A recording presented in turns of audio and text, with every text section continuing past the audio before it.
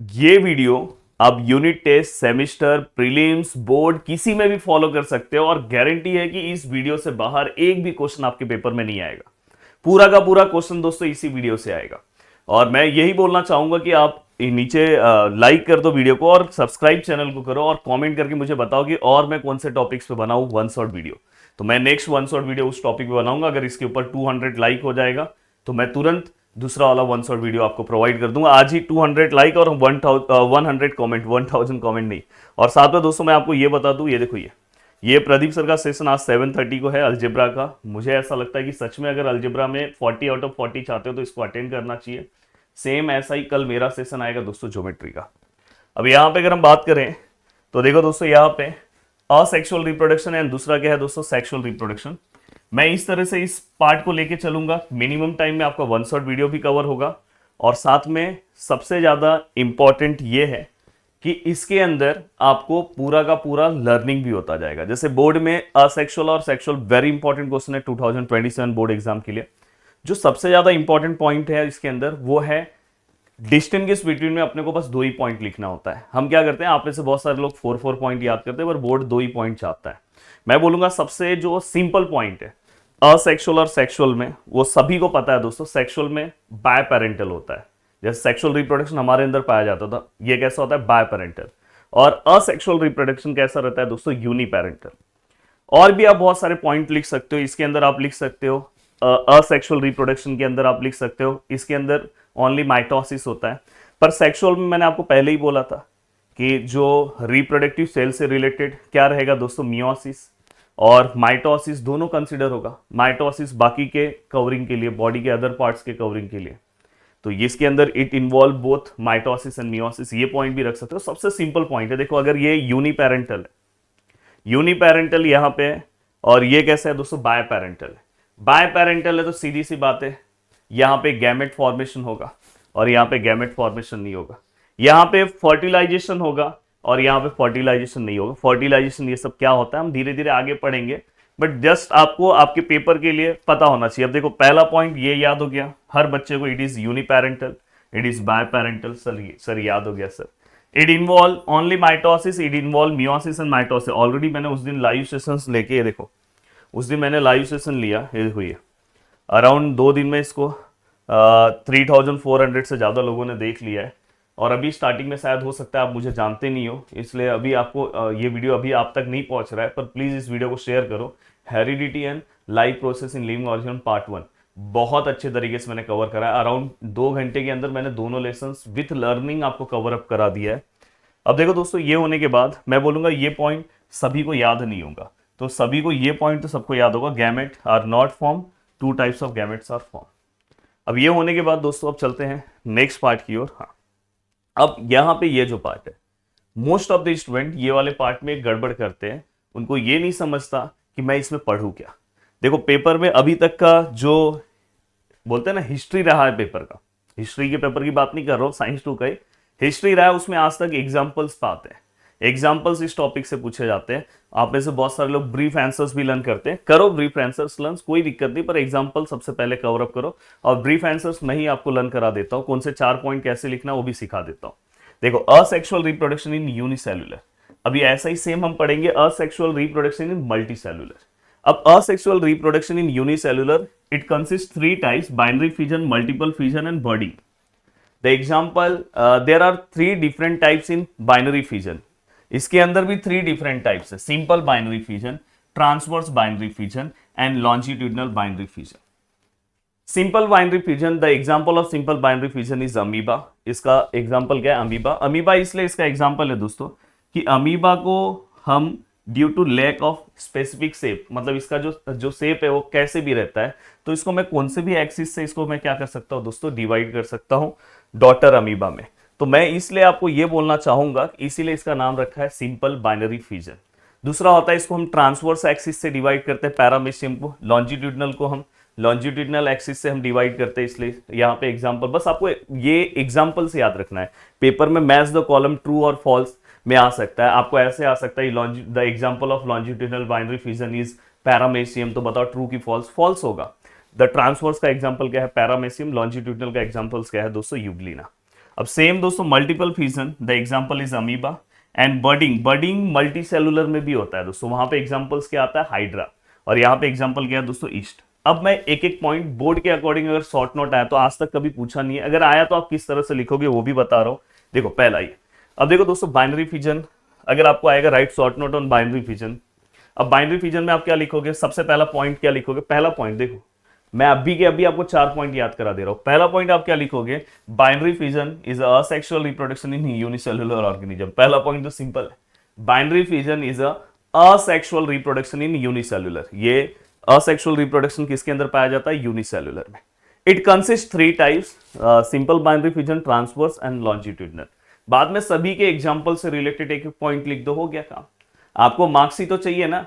अब देखो दोस्तों यहां पे देखो, ये अब यहां पे ये देखो, ये अमीबा है, सिंपल बाइनरी फिजन इसलिए बोला। देखो ये आप डायग्राम बनाना है तो आप बना सकते हो। देखो यहाँ पे आप ध्यान से देखो, ये देखो ये जो आपको न्यूक्लियस दिखाई दे रहा है, देखो 2 पार्ट्स में डिवाइड होने जा रहा है। पहले न्यूक्लियस डिवीजन होगा एंड देन फाइनली क्या होगा, साइटोप्लाज्मिक डिवीजन होके 2 अमीबा, डॉटर अमीबा बन गए। ये जस्ट आप डायग्राम की तरह दिखा सकते हो। पैरामेशियम का मैंने बोला था ट्रांसवर्स, देखो ट्रांसवर्सली 2 पैरामेशियम यहाँ पे दिखाई दे रहे हैं। देन ऐसे ही सेम यूग्लिना का अगर आप ध्यान से देखोगे, देखो यहाँ पे दिखाई दे रहा है आपको, ये देखो ये देखो यहाँ से फिर देखो ये जो न्यूक्लियस है, ये देखो डिवीजन हो रहा है और फाइनली धीरे धीरे ये देखो यहाँ से फिर ये लॉन्जिट्यूडनली क्या हो जाएगा पता है, 2 पार्ट, 2 यूग्लिना में हो जाएगा। बस आपको एग्जाम्पल से याद रखना है आपके एग्जाम के लिए। अब नेक्स्ट है दोस्तों इसके बाद multiple fission. The multiple fission, the example is amoeba. अब देखो दोस्तों इसमें 2 कंडीशंस आते हैं, एक आता है अनफेवरेबल कंडीशन, दूसरा आता है फेवरेबल कंडीशंस। ये वर्ड याद रखना। और ये भी अगर आपको नहीं बोलने आ रहा है तो एडवर्स कंडीशन बोलना। हाँ, due to lack of food in adverse condition, हाँ, amoeba stop the formation of pseudopodia. देखो जो मैं लाइन बोल रहा हूं वही लाइन आपको लिखना है।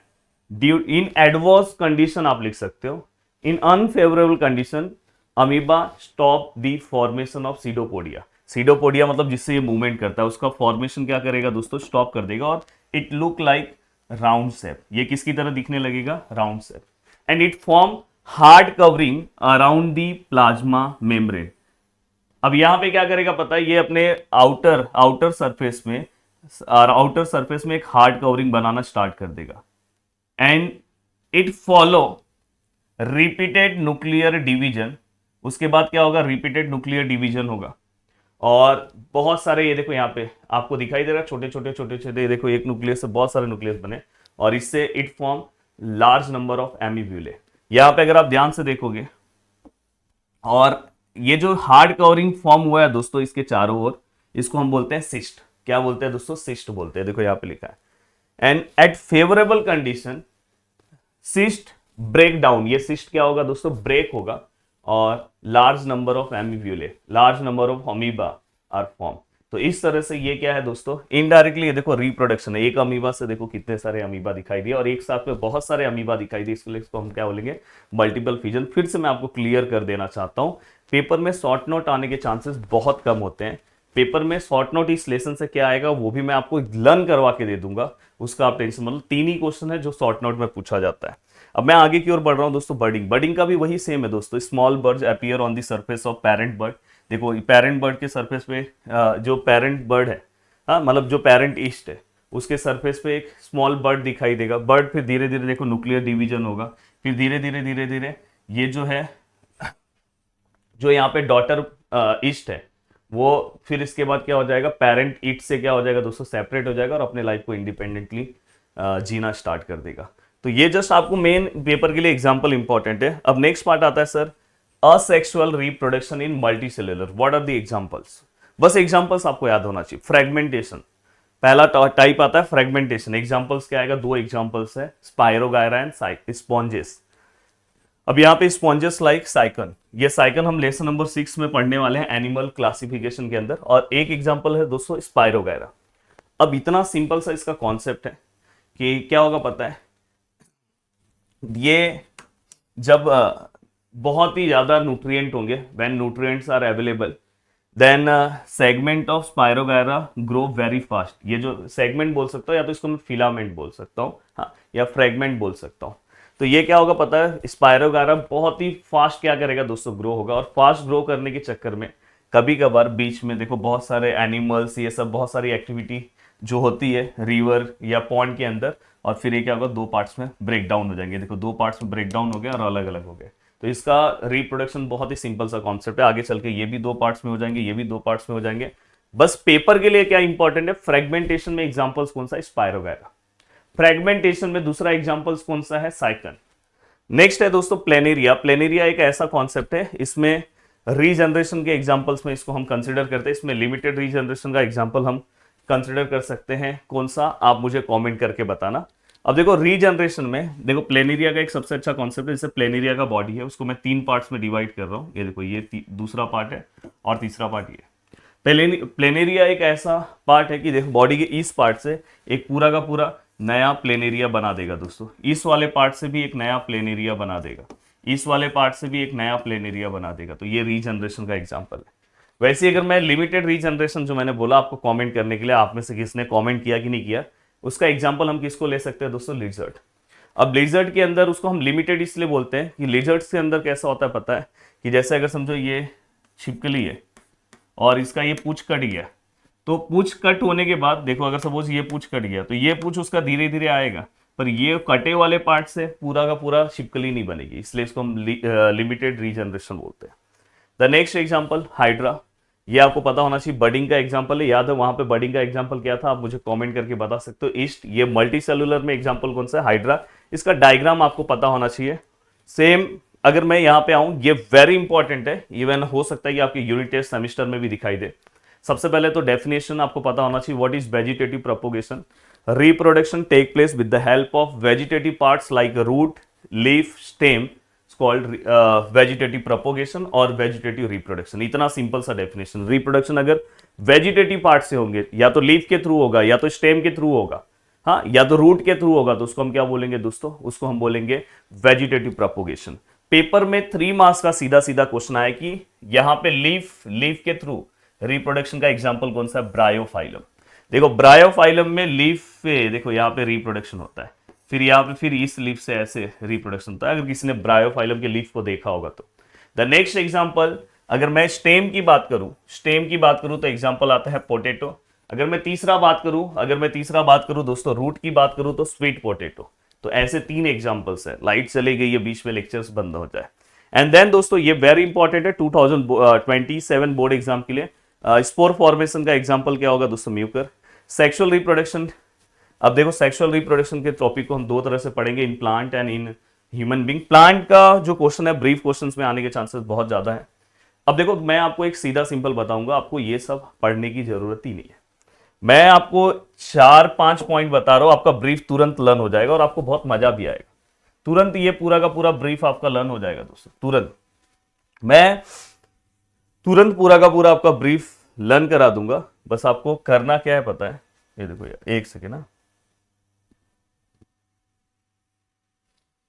छोटा हो जाए यार, हाँ।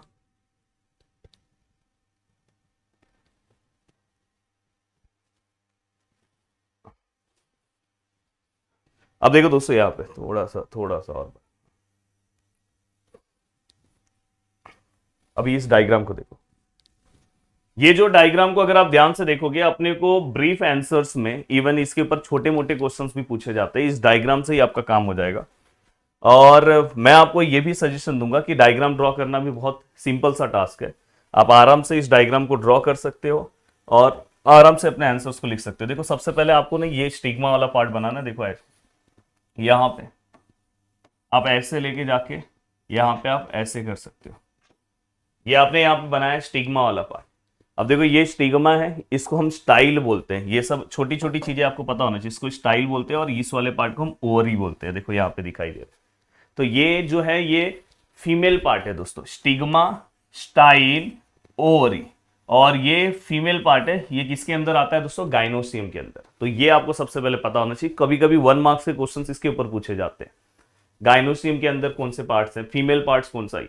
अब दोस्तों अगर आप ध्यान से देखोगे ये वाले पार्ट के बाद यहाँ पे आप ना ऐसे छोटा सा, ये देखो यहाँ पे आप ऐसे मतलब थोड़ा सा और इसको ऐसे बना देना। यहाँ पे आपने ये स्ट्रक्चर यहाँ पे तैयार कर दिया। इस स्ट्रक्चर को हम क्या बोलेंगे, ये जो नीचे जो आपको पार्ट दिखाई दे रहा है इसको हम बोलेंगे कैलिक्स। क्या बोलेंगे दोस्तों, कैलिक्स। अब कैलिक्स होने के बाद अब आप यहां पे क्या कर सकते हो दोस्तों, इसके बाद अब यहां पे कैलिक्स हो गया, अब ये आपने बना दिया। अब उसके बाद दोस्तों आपने यहाँ पे देखो पंखुड़िया जो आपको दिखाई दे रही है, जिसको हम कोरोला बोलते हैं, पेटल्स आप अपने लैंग्वेज में बोलते हो। तो आपको जैसे बनाने आता है वो आप वैसे बना दो दोस्तों, कोई दिक्कत नहीं। देखो ऐसे भी आप बना सकते हो, जैसे जिसको जहां से जिसको जमता है। देखो अगर किसी को बहुत डिफिकल्ट लगता है ना ये डायग्राम, फिर इसके बाद यहां से आप इसके पोलन ग्रेन को भी आप दिखा सकते हो, तो भी आपको मार्क्स मिलेगा दोस्तों। तो ऐसे बहुत सारे लोग ना ऐसे फिगर्स को देख के डर जाते हैं, प्लीज डरा मत करो। अब देखो दोस्तों ध्यान से, मैं क्यों बाजू में ड्रॉ किया, मैं ड्रॉ इसलिए किया कि आपको समझे कौन से पार्ट में क्या है। देखो आपको नीचे पार्ट समझ में आ गया सर, इस वाले पार्ट को हम क्या बोलेंगे सर, इस वाले पार्ट को हम कैलिक्स बोलेंगे। ये वाला पार्ट जो है दोस्तों ये गाइनोसियम का पार्ट है, जिसको हम स्टिग्मा बोलेंगे, स्टाइल, एंड नीचे वाले पार्ट को ओरी। ये वाला पार्ट जो है दोस्तों, इस वाले पार्ट को हम फिलामेंट बोलेंगे, और ये वाले पार्ट को हम एंथर बोलेंगे। क्या बोलेंगे, एंथर। और एंथर के पास ही क्या होता है दोस्तों, पोलन ग्रेन। अब यहाँ पे ये हो गया, ये मेल पार्ट है जिसको हम एंड्रोसियम बोलते हैं। क्या बोलते हैं दोस्तों, एंड्रोसियम। फीमेल और मेल पार्ट आपको समझ में आ गया। कैलिक्स है, ये जो पंखुड़िया आपको दिखाई दे रही है ये कोरोला है। सबसे पहले पहला लाइन आप लिखोगे कि फ्लावर इज द सेक्सुअल या तो structural unit in sexual reproduction in plant. Sexual reproduction in plant में जो स्ट्रक्चरल यूनिट है वो कौन है, फ्लावर है। पहला पॉइंट आपने ये लिखा। दूसरा पॉइंट आप लिखोगे इट कंसिस्ट 4 वॉल। कौन से 4 वॉल है, कैलिक्स है, दूसरा क्या है कोरोला है, तीसरा क्या है एंड्रोसियम है, फिर क्या है दोस्तों गाइनोसियम है। चारों याद हो गए। अब आप सभी के मेंबर्स लिखो, सभी के members. The member of calyx is sepal. Calyx के मेंबर्स को क्या बोलेंगे दोस्तों, sepal. The member of Corolla, Corolla के मेंबर को आपको पहले से ही पता है हम पेटल बोलते हैं, छोटी क्लास से ही पता है, पेटल्स बोलेंगे, कोरोना मत बोल देना। The member of androecium and member of gynoecium, member of androecium and member of gynoecium, stamen and carpel. ये चारों के मेंबर्स आपको याद हो जाने चाहिए। देखो मैं आपको दिखा रहा हूं, ये देखो ये आंसर्स का एक एक point. Member of calyx sepal, member of corolla petal 2 point, member of ये देखो यहाँ पे androecium stamen, member of gynoecium carpel. 4 point तो सर आपने ऐसे ही याद करा दिया। इट कंसिस्ट 4 वॉल, ये पॉइंट भी याद है। Flower is the structural unit in sexual reproduction plant, ये भी याद हो गया। अब ये 2 पॉइंट मैं आपको याद करा दूं।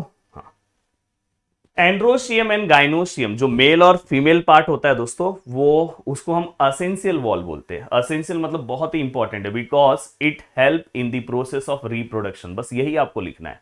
And calyx and corolla are called accessory whorl because it protect inner whorl. मतलब कैलिक्स देखो बाहर है, कोरोला भी बाहर है, तो ये अंदर के वॉल को क्या करता है, बचाने का काम करता है, इसलिए इसे हमको असेसरी वॉल बोलते हैं। 2 लाइन आपको यहां पे भी हो गया। देखो androecium and gynoecium are called essential whorl because they perform the function of reproduction. Calyx and corolla are called accessory wall because they are responsible for protection of inner wall. अब इससे ज्यादा सिंपल आपको क्या मिलेगा। अब बोलते हैं ना बुक का एक पॉइंट भी मैंने स्किप नहीं किया। अब कभी कभी कैसा होगा पता है, ये वाला पॉइंट भी आपको आ सकता है कि अगर समझो फ्लावर में आपको स्टॉक नहीं दिखाई दिया सपोर्ट के लिए, देखो यहाँ पे, तो यहाँ पे हम क्या बोलेंगे दोस्तों, देखो यहाँ पे अगर सपोर्ट के लिए है तो उसको हम पैडीसेल बोलेंगे, अगर नहीं है तो उसको हम ससाइल बोलेंगे। ऐसे अगर सपोर्ट के लिए नहीं है तो हम उसको ससाइल बोलेंगे। बस अब इससे ज्यादा आपको अलग से कुछ करने की जरूरत नहीं है। मैं आगे की ओर बढ़ रहा हूँ। यस, अब ये पूरा का पूरा आंसर्स मैं आपको याद करा सकता हूँ। मेरे पास बहुत सिंपल सा तरीका है, बस अगर आप ये वाला पार्ट याद रखोगे तो अपने आप आंसर्स याद होगा। देखो, और आपके लैंग्वेज में, जो लैंग्वेज में आपको आंसर्स लिखना उसी लैंग्वेज में याद करा दूंगा। और मैं बोलूंगा प्लीज इस वीडियो को अपने दोस्तों तक शेयर करना। ये यूट्यूब का सबसे पावरफुल वीडियो है। आपके जो 11th में 12th में भाई बहन होंगे सब मुझे जानते हैं।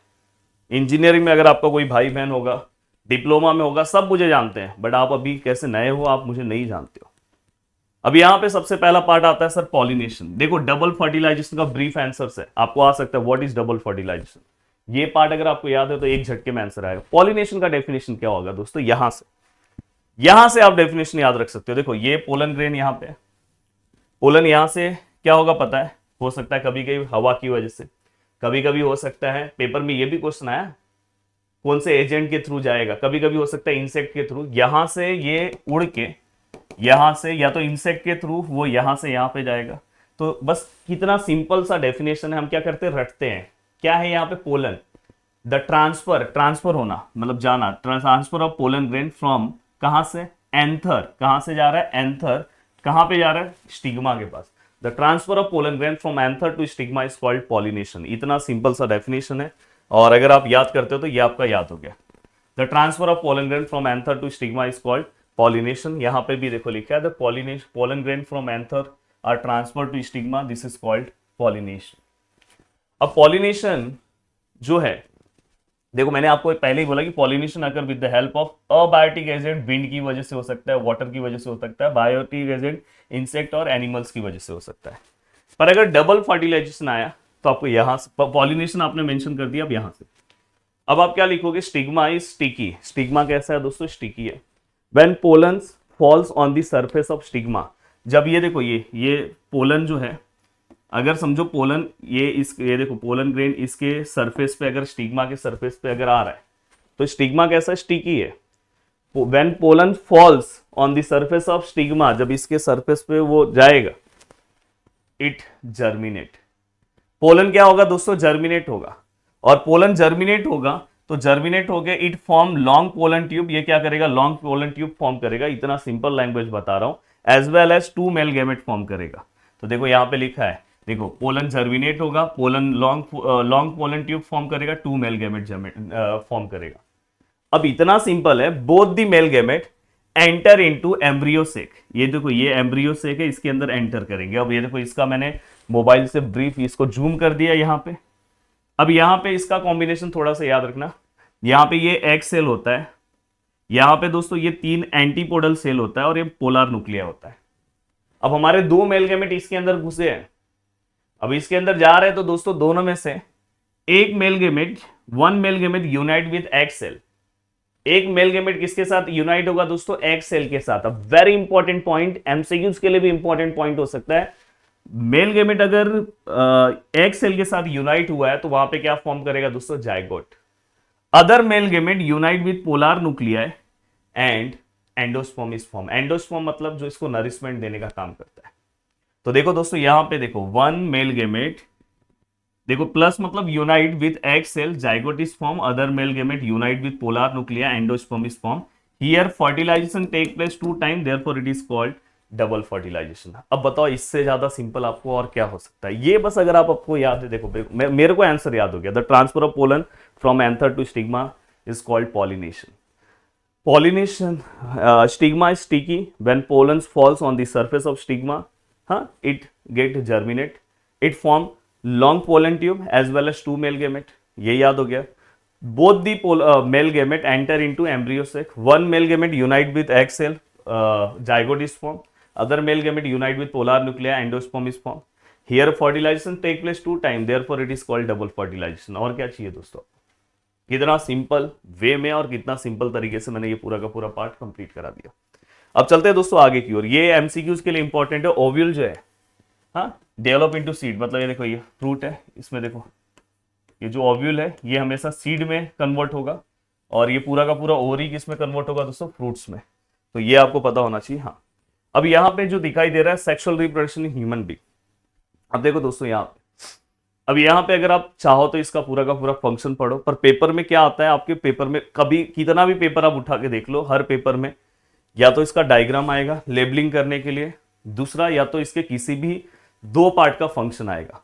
अब आप सोचो इसके 2 पार्ट का फंक्शन क्या हो सकता है। तो सबसे ज्यादा पावरफुल पार्ट है, टेक्स्ट बुक के पीछे ही पूछा है, टेस्टिस। अब देखो एक एक चीज आपको पता होना चाहिए। देखो ये टेस्टिस आपको दिखाई दे रहा है, यहाँ पे टेस्टिस दिखाई दे रहा है। हाँ, अब इसके ऊपर देखो लायन लाइक स्ट्रक्चर दिखाई दे रहा है, जानबूझ के बोल रहा हूं, इसको हम एपिडिडिमिस बोलेंगे। अब यहाँ पे ये जिस कैविटी में है उसको हम स्क्रॉटम कैविटी बोलेंगे। ये देखो कैविटी में है उसको हम स्क्रॉटम कैविटी बोलेंगे। तो आपको पता है 2 टेस्टिस है। अब टेस्टिस क्या करेगा पता है, टेस्टिस का जो मेन पार्ट है टू प्रोड्यूस स्पर्म, बस इसका मेन पार्ट है। एपिडिडिमिस क्या करेगा पता है, ये जो स्पर्म जो तैयार होगा वो एपिडिडिमिस पे क्या होगा दोस्तों, स्टोर रहेगा। तो एपिडिडिमिस क्या करेगा पता है, उसको मैच्योर करने का काम करेगा, स्टोर करने का काम करेगा। देखो आपको डायरेक्ट याद भी हो गया, testis, the function of testis to produce sperm, to form sperm. And epididymis का फंक्शन क्या है दोस्तों, टू स्टोर स्पर्म। और ये क्या करेगा दोस्तों, ये जो कैविटी है, स्क्रोटम जो कैविटी है दोस्तों, ये स्क्रोटम कैविटी क्या करेगा पता है, ध्यान से ये आपको पता होना चाहिए, ये हमेशा टेम्परेचर से रिलेटेड है। अब देखो दोस्तों, keep the testis at lower temperature 35 degree Celsius, this is the optimum temperature for meiosis occur, मतलब वो उसको टेम्परेचर मेंटेन करेगा मियोसिस के लिए। बस इतना भी आप रख सकते हो। अब यहाँ पे क्या करेंगे दोस्तों, यहाँ से ये देखो, ये जो बीच में आपको ये देखो ये दिख रहा है ना, ये नेटवर्क, ये दिखाई दे रहा है, इसको हम अलग अलग नाम से बुला सकते हैं। बहुत सारे लोग इसको स्पर्म डक्ट बोलते हैं। यहाँ पे इसका नाम देखो, यहाँ पे लिखा है वॉस्ट वॉस्ट डिफरेंस, यहाँ पे इसका नाम लिखा हुआ है। अब जो इसको बोलना है बोलो। आपको भी दिखाई दे रहा है दोस्तों, ये क्या करेगा, यहाँ से जो स्पर्म है वो स्पर्म को लेके जाएगा। कहाँ से स्पर्म को लेके जाएगा दोस्तों, आपको पता होना चाहिए, टेस्टिस से लेके जाएगा कि एपिडिडिमिस से लेके जाएगा। सर स्पर्म जो है स्टोर कहाँ पे हो रहा है, एपिडिडिमिस। तो ये एपिडिडिमिस से स्पर्म को लेके जाएगा किसके पास दोस्तों, यूरेथ्रा के पास लेके जाएगा, यूरेथ्रा। तो ये क्या करेगा दोस्तों, यहां से लेके जाएगा। तो देखो यहाँ पे अगर आप ध्यान से देखोगे, स्पर्म डक्ट, देखो टेस्टिस का फंक्शन क्या है, to produce sperm, epididymis store sperm, बस इतना लिखोगे तो भी चलेगा, carry the sperm from epididymis to the urethra, and then seminal vesicles, cowper's gland and prostate gland. ये क्या करेगा पता है, ये स्पर्म को, ये सबसे ज्यादा इंपॉर्टेंट पार्ट है स्पर्म के अंदर, ये तीनों जो ग्लैंड है ये अपने अपने सिक्रेशन रिलीज करेंगे। यहाँ पे देखो, यहाँ पे आपको जो कॉपर, यहाँ पे प्रोस्टेट ग्लैंड दिखाई दे रहा है, देन ये देखो कॉपर्स ग्लैंड दिखाई दे रहा है। तो ये क्या करेंगे पता है, ये तीनों ग्लैंड क्या करेंगे, अपने अपने सिक्रेशन स्पर्म के अंदर रिलीज करेंगे और स्पर्म गेट कन्वर्टेड इनटू सीमेन। तो ये स्पर्म किसके अंदर कन्वर्ट हो जाएगा दोस्तों, सीमन के अंदर। बस इतना ही आपको पता होना चाहिए। यूरेथ्रा का तो आपको पता है। तो यहाँ पे यूरेथ्रा क्या करेगा, पैसेज प्रोवाइड करेगा यूरिन और स्पर्म के लिए। एंड देन पेनिस का फंक्शन तुम्हें पता ही है, place the sperm inside the body of female, यही उसका मेन फंक्शन है। स्क्रोटम आपको पता है। तो ओवरऑल यही आपका एक पूरा का पूरा, अगर पेपर में आज तक कभी फंक्शन आया नहीं है, बट अगर आपको लिखना है तो आप इसी तरह से लिख सकते हो। बाकी आपको अलग से कुछ लिखने की जरूरत नहीं है, पहले आप यहां से इनिशियली आप करो। पर पेपर में क्या आएगा, क्योंकि आप 10th के स्टूडेंट हो, आपको पता होना चाहिए आपके पेपर में क्या चीजें आएगी। पेपर में क्या आएगा, इसका लेबलिंग आ सकता है जो आपको पता होना चाहिए। दूसरा आपके पेपर में क्या आ सकता है, किसी भी दो पार्ट का फंक्शन। तो टेस्टिस का आपको याद है, टू प्रोड्यूस स्पर्म। दूसरा आपको पता है एपिडिडिमिस का फंक्शन क्या है, स्पेलिंग देख लो क्या होता है, और उसका फंक्शन है टू स्टोर दी स्पर्म। ये दो चीजें आपको पता होनी चाहिए। Yes, next part. अब देखो फीमेल रिप्रोडक्टिव सिस्टम में क्या होगा, थोड़ा सा मैं आपको आउटलाइन बता दे रहा हूँ। ये देखो, ये जो पार्ट है यहाँ पे, ये जो पार्ट यहाँ पे दिखाई दे, देखो ये वजाइना है, यहाँ पे ये पार्ट यूटेरस है, ये आपको पता होना चाहिए। सर्विक्स यहाँ पे रहेगा।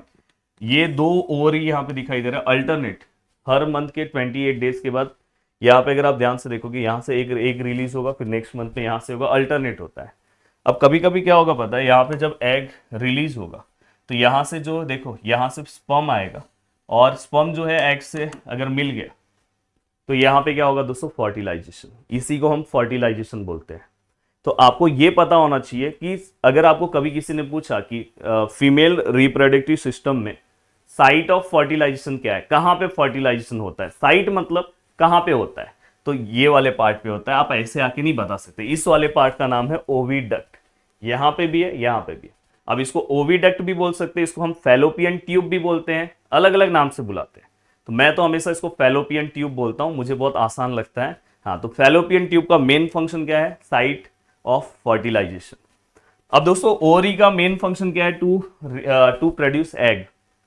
देन दोस्तों इसके बाद अगर हम ध्यान से देखें तो देखो, ये वाला जो पार्ट है यहाँ, ये जो पार्ट है यूटेरस का पार्ट है, ये है। यहाँ पे क्या होता है पता है, यहाँ ही पे बेबी का डेवलपमेंट होता है, तो इसलिए हम इसको बोलते हैं साइट ऑफ इम्प्लांटेशन। तो यहाँ पे इम्प्लांटेशन होता है, एंड्रोमेट्रियम के लेयर्स ये सब यहाँ ही पे रहते हैं। तो यहाँ पे अगर हम ध्यान से देखें तो देखो, ओवरी टू प्रोड्यूस एग, याद हो गया, fallopian tube, site of fertilisation uterus, site of implantation vagina to allow the entry of sperm, ये तो आपको पता है, और exit of baby at the birth. तो ये आपको थोड़ा बहुत पता होना चाहिए, पर कोई भी दो पार्ट का फंक्शन पता होगा तो आपका काम हो जाएगा। अब देखो दोस्तों, यहाँ sex determination in human being, ये बहुत ही सिंपल सा कॉन्सेप्ट है। बस ये आपको एक गिव रीजन पता होना चाहिए कि सेक्स डिटर्मिनेशन जो है वो रिस्पॉन्सिबिलिटी किसके ऊपर ज्यादा रहती है। बस इसलिए आपको ये पता होना चाहिए। गिव रीजन कभी कभार पूछा जा सकता है, फादर की है कि मदर की है। तो देखो दोस्तों, फादर के अंदर जो क्रोमोजोम्स पाए जाते हैं, आपको पता होना चाहिए, टोटल 46 क्रोमोजोम्स पाए जाते हैं, जिसमें से 44 ऑटोसोम्स होते हैं और 2 सेक्स क्रोमोजोम्स होते हैं। मैं इसको इस तरह से लिख रहा हूँ, 44 प्लस XY, ये फादर के अंदर पाया जाता है। मदर के अंदर 44 प्लस XX पाया जाता है। जब ये ऑटोसोम्स है बॉडी के अदर बाकी के पार्ट्स की ग्रोथ के लिए, ये 2 सेक्स क्रोमोजोम्स हैं। जब फादर का एक्स क्रोमोसोम्स मदर के एक्स क्रोमोसोम से अगर मिलेगा तो यहाँ पे क्या बनेगा दोस्तों, एक्स और एक्स आएगा। एक्स और एक्स मतलब यहाँ पे डॉटर की सन, गर्ल्स की बॉय, तो दोस्तों यहाँ पे गर्ल। अगर समझो वाई क्रोमोसोम्स अगर फीमेल के एक्स क्रोमोसोम से मिला तो यहाँ पे किसका बर्थ होगा दोस्तों, बॉय का। तो मेन रिस्पॉन्सिबिलिटी जो है बॉय और गर्ल के बर्थ की है वो किसके ऊपर ज्यादा रहती है, बॉय के बर्थ की ज्यादा रिस्पॉन्सिबिलिटी। मतलब बोला जाए तो जब फादर का वाई क्रोमोसोम्स मदर के एक्स क्रोमोसोम से मिलेगा तो ही जाके बॉय का बर्थ होगा। तो ये भी आपको एक क्लियर होना चाहिए। अब नेक्स्ट है दोस्तों, इसके बाद इसके अंदर एक एमसीक्यूज है। The organ called placenta is form supply the food material during the growth in uterus. तो ये बेबी को फूड प्रोवाइड करने का काम करता है, तो यहाँ पे ये आपको पता होना चाहिए। नेक्स्ट है दोस्तों मेंस्ट्रुअल साइकिल। मेंस्ट्रुअल साइकिल को लेकर लोगों के अंदर बहुत डर है कि सर ये आंसर्स कैसे याद होगा, और मैं आपको एक गारंटी दे रहा हूं, आप इस गारंटी को कहीं पे भी लिख के रख सकते हो या मेरे वीडियो को रिकॉर्ड करके रख सकते हो। बोर्ड ने आज तक जितने भी क्वेश्चंस मेंस्ट्रुअल साइकिल पे पूछे हैं, आप मेरे इस पार्ट के नोट्स के बाद आप उस आंसर्स को 100% दे सकते हो। इसलिए मैं इस तरह से नोट्स यहाँ पे बनाया हूं और आपको पूरे आंसर्स लर्न हो जाएंगे। ये देखो मेरे पास एक सिंपल सा ट्रिक है, इतने बस पॉइंट आपको पता होने चाहिए, अपने आप आपके आंसर से याद हो जाएंगे। पहला डेफिनेशन, अब देखो फीमेल रिप्रोडक्टिव सिस्टम, यहाँ पे FRS मतलब female reproductive system undergoes some changes, those changes repeated at the interval of every 28 to 30 days and this is called menstrual cycle. सोचो मैं इतना सिंपल आपके लिए, बस ये 4 वर्ड याद रखोगे आंसर याद हो गया। व्हाट इज मेंस्ट्रुअल साइकिल अगर ऐसे आया तो female reproductive system undergoes some changes, those changes repeated every interval of 28 to 30 days, this is called menstrual cycle। अगर मैं आपका टीचर हूं तो मेरी रिस्पॉन्सिबिलिटी है आपके लिए चीजें आसान करना, मैं वही अगर डिफिकल्ट चीजें आपको दे दूंगा तो कोई मतलब नहीं है। देयर आर 4 फेजेस, MROG, बस ऐसे ही याद। M for period of menstruation, अगर आप पीछे आओगे तो मैं आपको दिखाना चाहूंगा, शायद ये आपको थोड़ा सा कम दिखे, हाँ देखो यहाँ पे ये देखो स्टार्टिंग का जो 1 to 5 डेज है ये पीरियड ऑफ मेंस्ट्रुएशन, इसको हम ब्लीडिंग पीरियड भी बोलते हैं। द नेक्स्ट है दोस्तों इसके बाद आर मतलब रीजनरेशन ऑफ एंड्रोमेट्रियम। ये देखो यहाँ पे ये इसके बाद क्या होगा पता है, जब ये एंड्रोमेट्रियम, मैं आपको और अच्छे से समझाना चाहता हूँ। ये देखो अब देखो ये लगातार स्टार्टिंग के 1 से लेके, देखो लगातार स्टार्टिंग के 1 से लेके 5 डे तक आप ऐसे डायग्राम्स भी बना सकते हैं, 1 to 5 या 4, हम 1 to 5 में ज्यादा कंसिडर करके रखा हूं। अगर आप देखोगे तो बहुत सारे फीमेल को लगातार 1 to 6 डे तक भी ब्लीडिंग होता है, तो मैं यहाँ पे 1 to 5 डेज रखा। तो ये क्या है पता है, ये यहाँ पे ब्लीडिंग का प्रोसेस चालू है।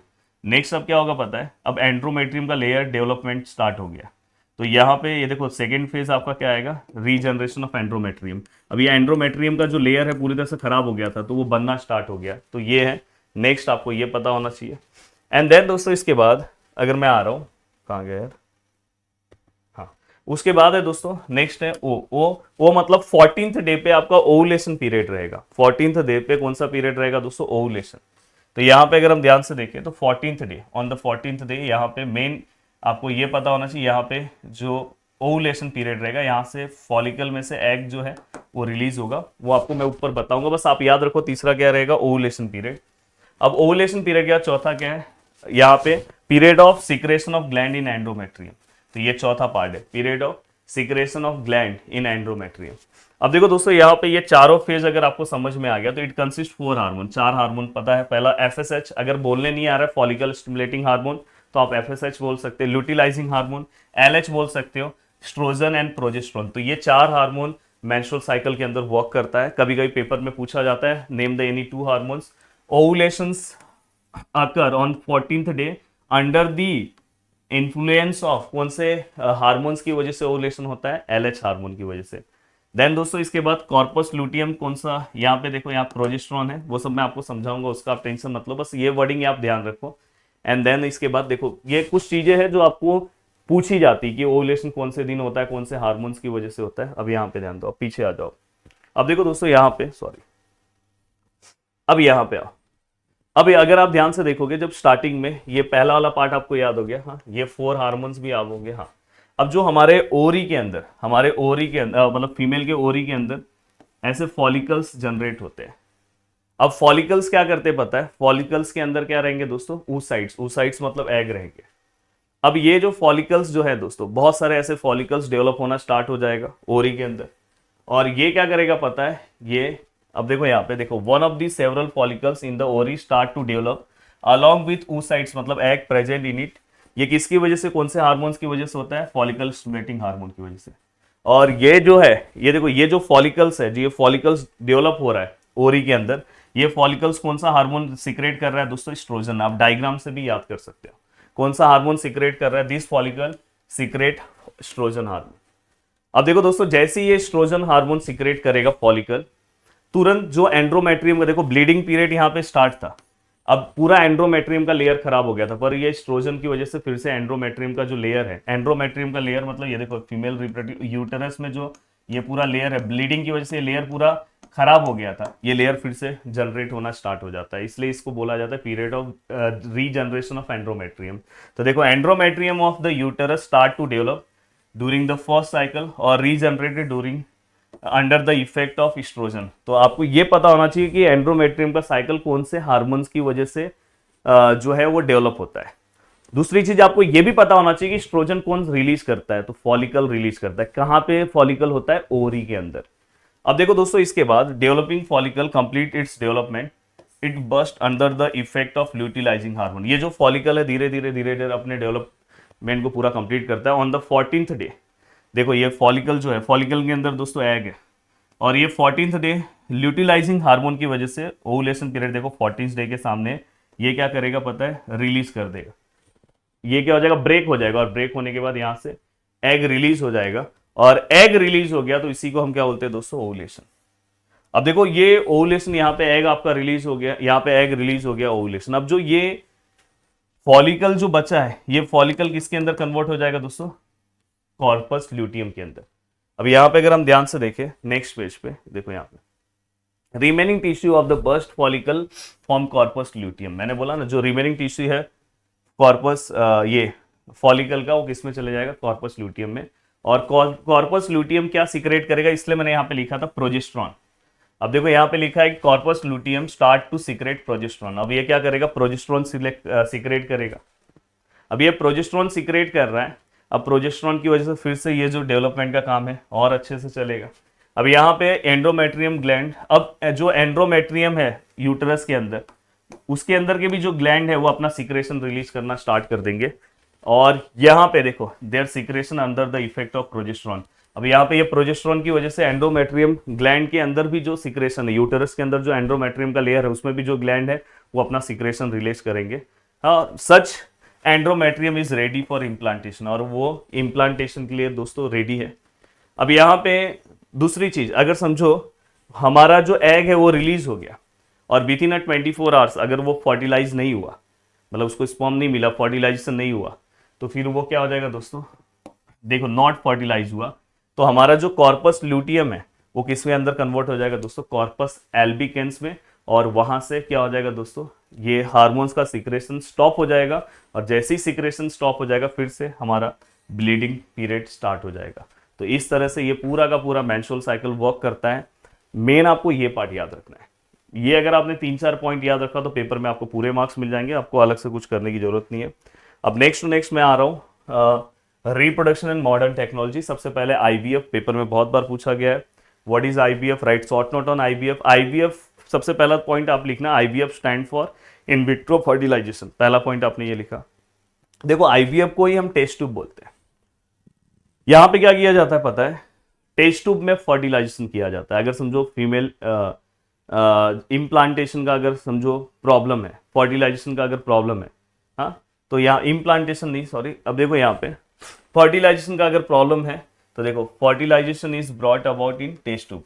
यहाँ पे बहुत सारे लोग के अंदर एक कंफ्यूजन रहता है, जो समझो ये टेस्ट ट्यूब है, तो इसमें हम क्या करते हैं पता है, मेल मतलब जो फादर है उसका हम स्पर्म लेंगे, मदर जो है हम उससे एग लेंगे और उसका फर्टिलाइजेशन करेंगे, और जो एम्ब्रियो फॉर्म होगा उसको हम इम्प्लांट करते हैं किसके, जो रिस्पेक्टिव मदर है, हाँ, जो मदर जो है उसके हम उसे क्या करेंगे दोस्तों, इम्प्लांट करेंगे एम्ब्रियो को यूटेरस में। तो ये आपको पता होना चाहिए, नहीं तो आपको क्या लगता है कि सर्वोगेसी की तरह इसको आप समझते हैं। सर्वोगेसी में सेम यही कॉन्सेप्ट है, बस सर्वोगेसी में क्या होगा पता है कि जब हम इम्प्लांट करेंगे तो उस मदर के यूटरस में इम्प्लांट नहीं करेंगे एम्ब्रियो को, कोई और मदर, हम दूसरा मदर लेंगे, उसके एम्ब्रियो में हम उसके यूटरस में एम्ब्रियो को क्या करेंगे दोस्तों, इम्प्लांट करेंगे। हाँ, अब देखो दोस्तों यहाँ पे आईवीएफ टेक्निक देखो, embryo form implanted in uterus of women appropriate time. IVF technique is used for having child in case of those childless couple who have problem like less sperm count और obstacle in oviduct। हो सकता है fertilisation proper ना हो, sperm वहां तक ना पहुंच पाए, तो क्या करते हैं, फर्टिलाइजेशन टेस्ट ट्यूब में कराते हैं एंड देन फीमेल के जो भी मदर होगी उसके यूटरस में एम्ब्रियो को इम्प्लांट कराते हैं। तो ये टेक्निक है। सर्वोगेसी ये पूरा का पूरा 100% इसकी तरह सेम नहीं है, 90% सेम है। बस प्रॉब्लम क्या आता है कि जैसे अगर समझो यूटरस में, फीमेल के यूटरस में कुछ प्रॉब्लम है, हाँ, वहाँ पे बेबी का ग्रोथ नहीं हो पा रहा है, इम्प्लांटेशन नहीं हो पा रहा है, तो हम सम अदर जो स्पर्म जो है वो फादर का रहेगा, जो एग रहेगा मदर का रहेगा, फर्टिलाइजेशन होगा, पर उसका जो डेवलपमेंट है, हम सम अदर मतलब मदर लेंगे और उनके यूटरस में हम क्या करेंगे, एम्ब्रियो का ट्रांसप्लांट इम्प्लांट करवाएंगे। तो बस यही इसके अंदर अलग है, बाकी सब चीज़ें सेम है। स्पर्म बैंक में अगर समझो स्पर्म में कुछ इशू होता है मेल के, तो जैसे आप ब्लड बैंक से ब्लड ले सकते हो वैसे आप स्पर्म ले सकते हो, और इसके लिए आप आइडेंटिटी जो है वहाँ बताई नहीं जाती है कि वो स्पर्म कौन से रिस्पेक्टिव मेल का है, ये भी नहीं बताया जाता, तो उसको एज पर दी लॉ उसको स्ट्रिक्टली सीक्रेट रखा जाता है। तो ये एक आपको पता होना चाहिए। देन दोस्तों ट्विंस वाला कॉन्सेप्ट में बहुत आसान है। देखो दो तरह की, देखो ये ओरी है, यहां से ओरी है,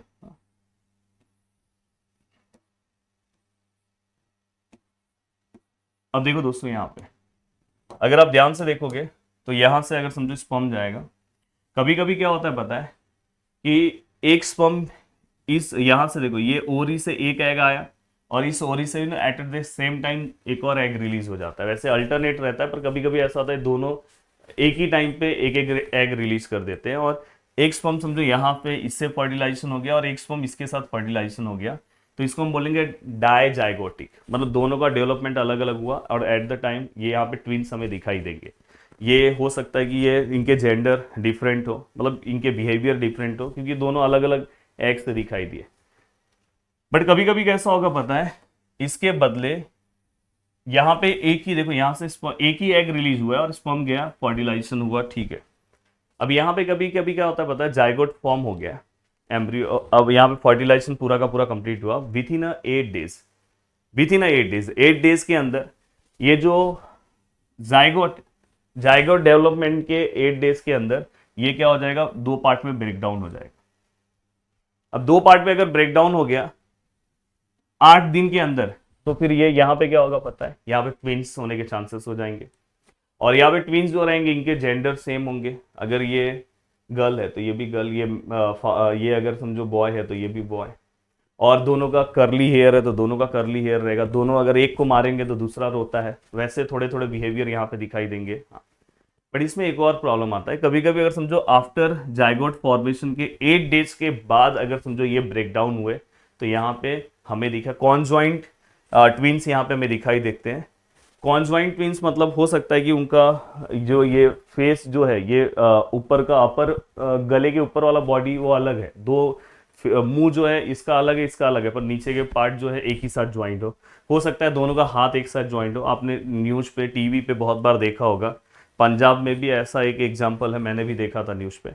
तो यहाँ पे वही कॉन्सेप्ट है दोस्तों, देखो यहाँ पे दो, आपके पेपर में तो पूछा जाता है कि what are the 2 types of, वैसे तो 3 टाइप्स ऑफ, मोनोजाइगोटिक और डायजाइगोटिक। देखो within 8 days of zygote formation अगर 2 पार्ट्स में हो जाएंगे, तो सबसे पहले अगर विथ इन 8 डेज 8 दिन के अंदर अगर जाइगोट फॉर्मेशन के अगर समझो 2 पार्ट्स में अगर डिवाइड हो गए, तो यहाँ पे क्या हो जाएगा पता है, वो किस टाइप के हो जाएंगे, उनका अपीयरेंस सेम होगा, जेंडर सेम होगा, और दोनों एक ही, या तो बॉय होंगे या तो गर्ल होंगे।